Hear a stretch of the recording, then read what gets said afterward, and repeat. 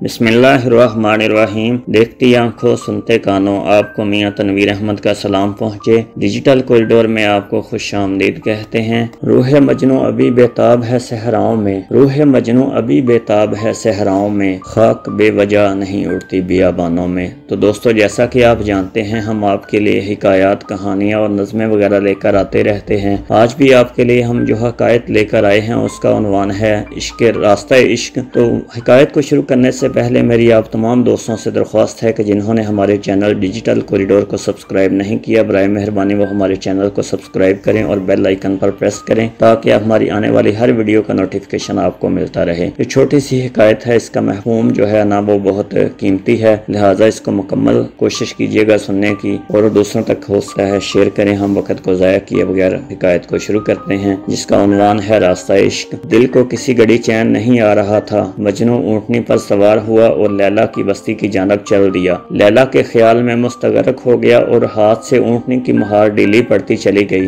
ऊँटनी ने लैला की बस्ती की तरफ चलने की बजाय फौरन अपना रुख मजनू के घर की तरफ कर लिया, क्योंकि घर में ऊँटनी का बच्चा था जिसकी मोहब्बत उसे बेचैन किए हुए थी। जब मजनू को आलम बेखुदी से अफाका हुआ तो यह मंजर देखकर हैरान रह गया कि जहाँ से चला था फिर वहीं आन पहुँचा है। दोबारा ऊँटनी को लैला के घर की तरफ चलने पर मजबूर किया। आधा रास्ता तय हो गया, मजनू पर फिर लैला का ख्याल गालब आ गया और बेखुदी की तारी हो गई। महार की गिरफ्त जब ढीली हुई, ऊँटनी फिर मजनू के घर की जानब बाकी। अपने घर के करीब पहुंचकर मजनू को होश आया तो यह मंजर देखकर मजनू को गुस्सा आ गया और कहने लगा, मेरी लैला तो आगे है और तेरी लैला, तेरी मोहब्बत, तेरा बच्चा पीछे है। बच्चे की मोहब्बत थी पीछे भागने पर मजबूर करती है। इसी तरह ये रास्ता इश्क तय नहीं हो सकता और मैं अपने महबूब के मंजर तक तमाम उम्र नहीं पहुँच सकूंगा। तो दोस्तों, इस हिकायत का दस्ते हयात जो है वो मौलाना रूमी साहब लिखते हैं, ऊँटनी इंसान का खाकी बदन है, जबकि ऊँटनी के बच्चे से मोहब्बत इंसान की रब्बे करीम की जानब कशिश की अलामत है। इंसान जान साहब अशो फरश महबूब हकीकुल्लाह करीम की जुदाई में फाक़ा ज़दा है, वो इसके रास्ते पर चलने की ख्वाहिश रखती है। जबकि लैला एक इंसान है जिसके इश्क में मजनू इस कदर खोया हुआ है कि उससे मिलने के लिए तन मन धन की बाजी लगा रहा है कि उससे इश्क हकीकी की कोई फिक्र ही नहीं है। हम अल्लाह और इसके महबूब नबी करीम सल्लल्लाहु अलैहि वसल्लम के आशिकीन कहलाते हैं। हमें ये बात अपने कौलो फेल से साबित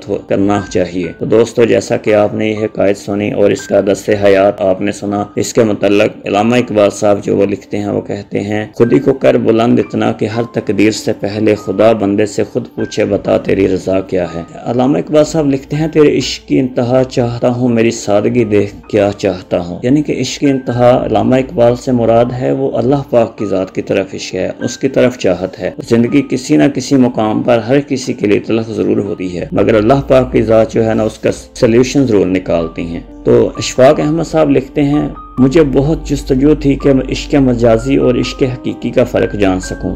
एक दिन अब्बा जी ने बताया कि इशफाक, अपनी अना को किसी एक शख्स के सामने ख़त्म करना नाम इश्क मजाजी है और अपनी अना को सबके सामने ख़त्म करना नाम इश्क हकीकी है। हकीकी मोहब्बत है क्या? दिल चाहता है कि महबूब को अपना बना लें, ये इकरार मोहब्बत है, यानी कि वो है कलमा। दिल चाहता है कि महबूब से बातें करें, ये है नमाज। दिल चाहता है महबूब के लिए खाना पीना छोड़ दें, ये है रोज़ा। दिल चाहता है महबूब के लिए माल खर्च करें, ये है ज़कात। दिल चाहता है कि महबूब के घर के चक्कर लगाएं, ये है हज। दिल चाहता है महबूब पर जान लुटा दें, तो ये है जिहाद। क्योंकि अल्लाह के साथ ताल्लुक तो ऐसा होना चाहिए कि आदमी अपने कमरे के अंदर पलंग के बाजू पर बैठा हो और उसके साथ बातें कर रहा हो और अपनी मुश्किलात बयान कर रहा हो, क्योंकि अल्लाह पाक की ज़ात जो चाहती है अल्लाह पाक को पता होता है, मगर फिर भी वो आप लोगों की जुबान से सुनना चाहता है। कितना खूबसूरत एहसास है कि हम अल्लाह ताला से अपने दिल की बात करते हैं और वो सब कुछ पहले से जानता है, लेकिन फिर भी हमें सुनना चाहता है। पता अल्लाह पाक को सब है, लेकिन फिर भी वो हमसे सुनना चाहता है। ये मोहब्बत है। मैं जानता